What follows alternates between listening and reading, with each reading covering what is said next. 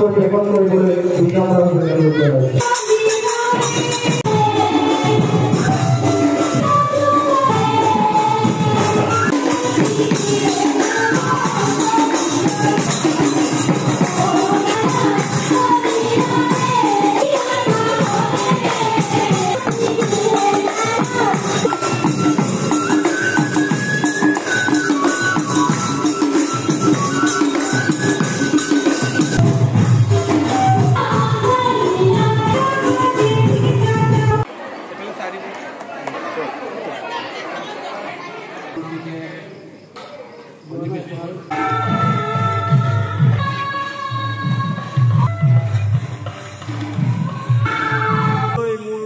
তেনেকুৱা এটা আশা নাই সেয়েহে মই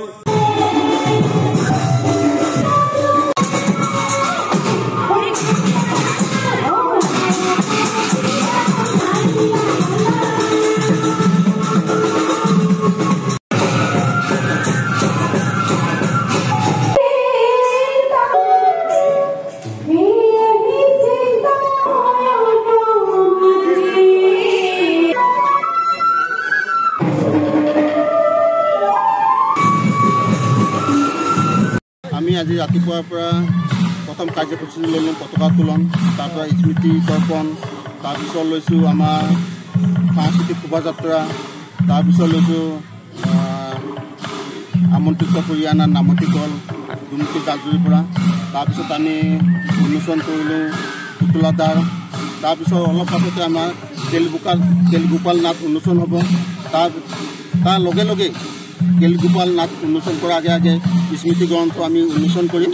সেয়েহে এই অনুষ্ঠানটো আমাৰ অকেৰেং ৰাইজে বহুত দিনৰ পৰা পাতি আহিছে। 1975 চনৰ পৰা পাতি আজি একেৰাহে 50 বছৰ ভৰি দিলে। বিভিন্ন জাতি জনগোষ্ঠীৰ ঐক্য আৰু একতাৰ যিটো মিলন বান্ধোন এই আমাৰ অকেৰেং অঞ্চলতে দেখা পোৱা যায়। আমি বিভিন্ন জাগাত দেখিছোঁ তেনেকুৱা ৰাস ক্ৰীড়া পতা আমি দেখা নাই।